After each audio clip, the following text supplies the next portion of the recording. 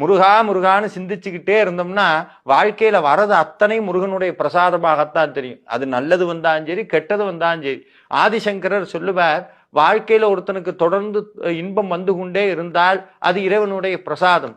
துன்பம் வந்தால் மகா பிரசாதம்.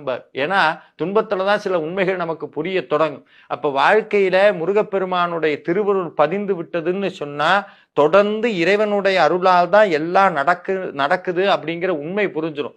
எது வந்தாலும் தாங்கக்கூடிய சக்தி கிடைக்கும். அது மட்டும் இல்ல, நம்ம அடிக்கடி ஒரு மந்திரத்தை சொல்லுவோம், வேலுண்டு வினை இல்லை, மயிலுண்டு பயமில்லை, குகனுண்டு குறைவில்லை, கந்தன் உண்டு கவலை இல்லை. இது சத்தியமான உண்மை.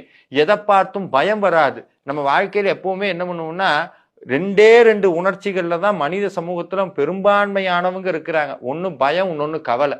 இது ரெண்டுமே என்னன்னா, பயம்ங்கிறது எதிர்காலத்துல இருக்கும், கவலைங்கிறது இறந்த காலத்துல இருக்கும். நிகழ்காலத்துல வாழவே முடியாது.